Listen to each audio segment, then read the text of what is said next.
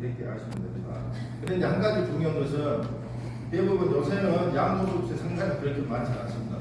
지금은 자산이 누구한테 있어요? 대부분 부모나 할아버지, 할머니한테 있는 거예요.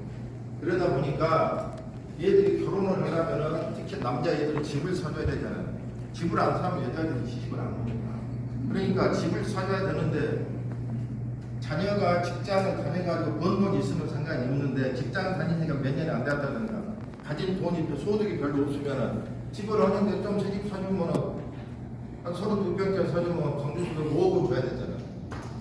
그럼 이 5억을 맞춰줘야 되는데 어쩔 것이냐 해가지고 어떻게 하면은 증여세를 좀 절세할 수 있느냐 하는 것이 대부분 요새 10건이면 5건입니다. 세무 상담이. 그래서 원칙적으로는 집을 살 때 그 자녀가 소득이 있어요. 소득은 근로소득, 사업소득, 그 다음에 뭐 자기가 부동산이 있으면 임대 부동산 가액 이런 것들을 제시해야 되는데 그런 것들을 제시 못하니까 이제 머리를 쓴 거예요. 머리를 쓸 때 우리가 6억짜리 집을 가지고 예를 들어서 자기 집이요, 부모 집인데 이게 은행이가 설정이 2억이 되어 있어요. 그리고 전세로 집이 두 채야. 한 채는 아들한테 들어갈 수 없어요. 두 채니까 시가가 6억이에요. 시가가 6억인데 2억은 은행에 설정되어 있고 2억은 보증금을 받아보고 싶다고 세를 내놨다고. 그 집을 줄 때 자식이 은행 부채 2억하고 임대 보증금 2억을 안고 증여를 받으면 그걸 부담부 증여라고 해요. 그러면 실질적으로 증여받은 것은 얼마예요? 2억이죠. 2억에 대해서 증여세를 묻는데 그러면 임대 보증금 2억하고 은행 채무 2억 넣을 것이냐. 이것은 자식이 안고 가져갔기 때문에 자기가 갚는다는 거 아니에요. 그러죠. 자식이 돈 주고 가져온 거랑 똑같은데 그냥 인수받은 거다.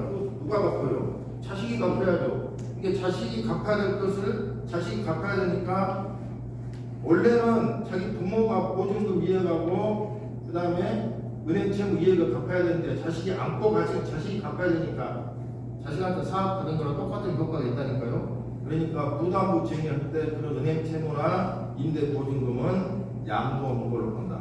양도소득세를 묻는 거예요.